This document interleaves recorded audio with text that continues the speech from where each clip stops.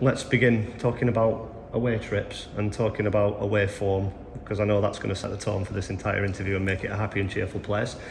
You've talked about overnight stays this season and how that's potentially been something that's been a problem with. Can you put your finger on why? Are you doing anything differently? Can you take us through kind of the preparations and how it works for an overnight stay? Well, we try to do things as well as we can. You know, sometimes we train at the ground and then we travel. Sometimes we train on the way. You always trying to find a way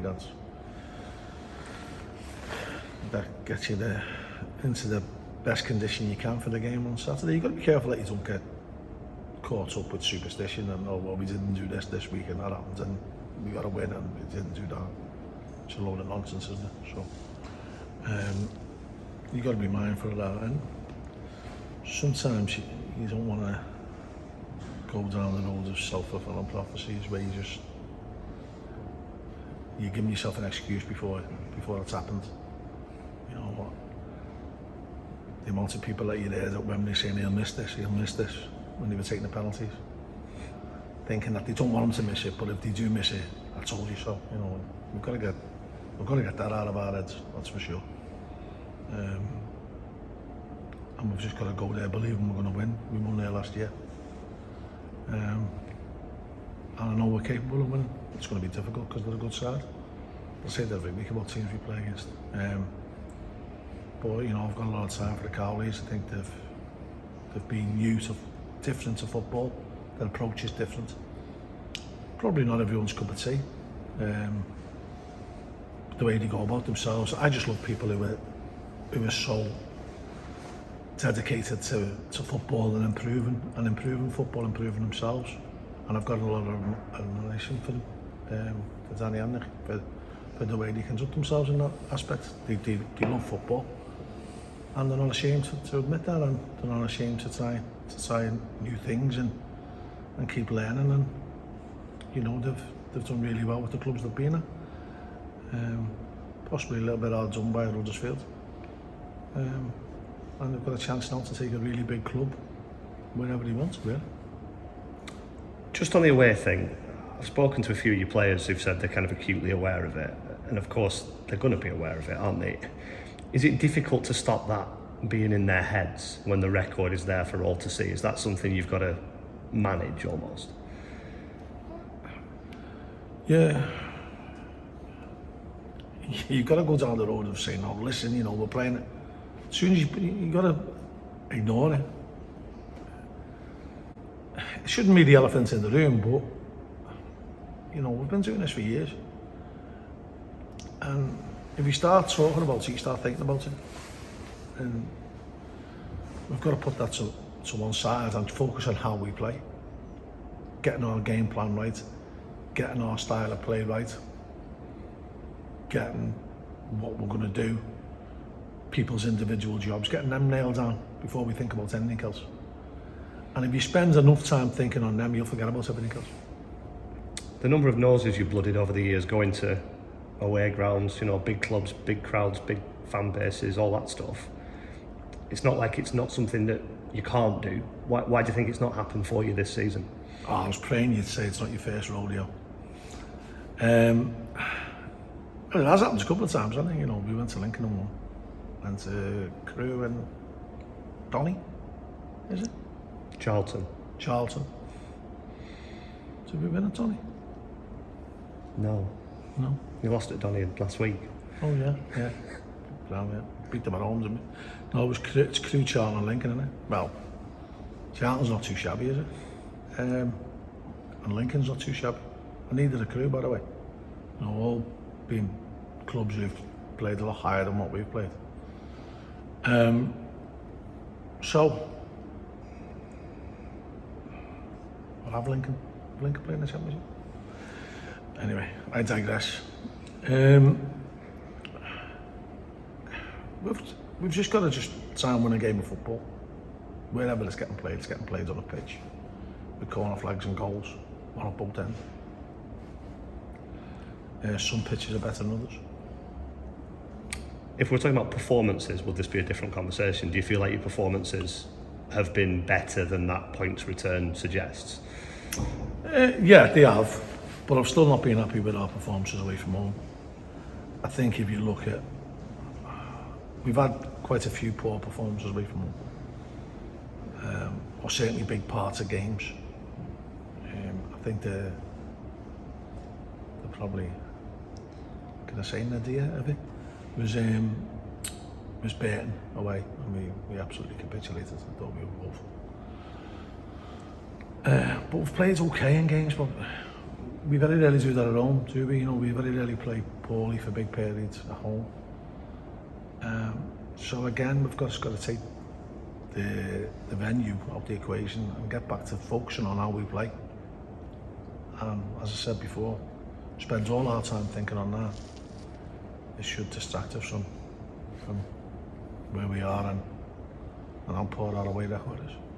I think it's fair to say you were a bit upset at the weekend, despite winning the game, with a couple of things that went on in the game. Have you had a chance to look over things again? Have you seen Mitch Clark sending off again? What's your view, and was there a consideration about appealing that? I wouldn't have won an appeal. I'm sensible enough to know that. He's missed control of the ball. It's very, very fashionable now to give stern punishments to people who try and immediately react to losing the ball or overrun the ball.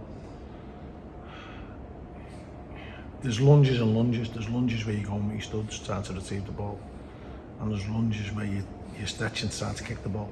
And I think he falls into the latter category. The lad's come from a side, so he couldn't be going towards someone in an attempt to endanger the opponent's safety, because the lad's come from a side. He's tried to shoot, basically, and it would have been a terrible shot because he's got no chance of scoring from there anyway. And he's caught him, but the decision, you know, them decisions, you can get them or you can't get them. You know, that was immaterial for me. It was the fact that we were still on the pitch. We shouldn't have been. You know, and referees are told time and time again by the coaches, once the time's up and you've added a little bit on for stoppages in that time, don't put yourself behind an 8 ball where something can happen in that time. And he's in a safe place by the corner flag with a throw-in. That,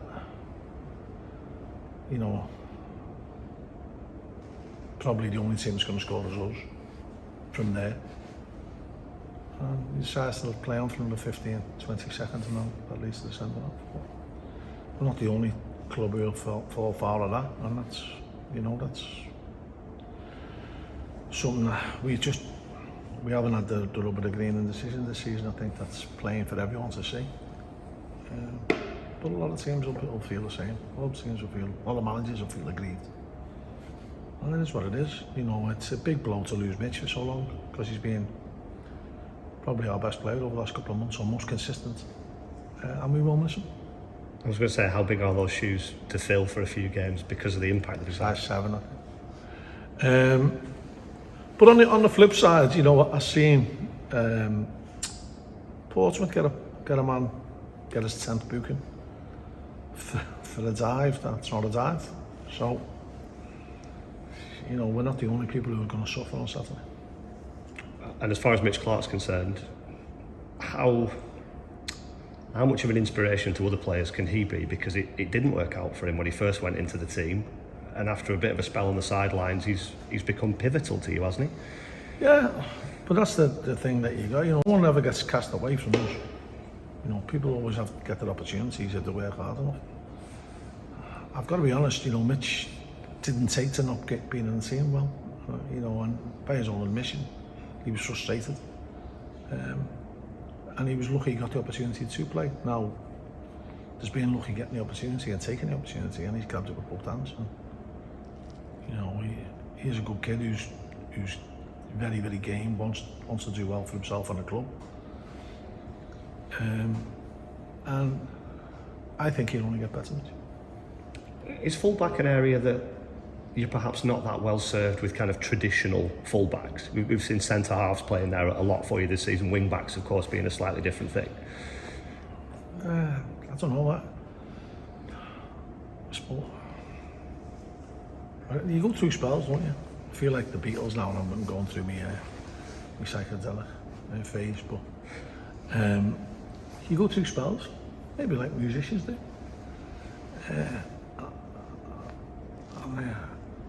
I love having 4 centre halves playing in the back four, because you've got to try and keep them out.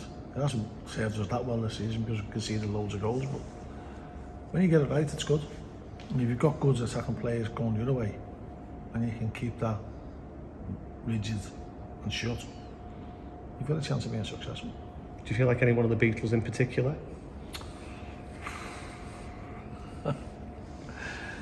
No. Not today, no. I'd like to think the creativity of John Lennon, the pragmatism of the others. Have you got anything else to report on the squad front? And obviously, no Mitch Clark. I'm going to say on the music front.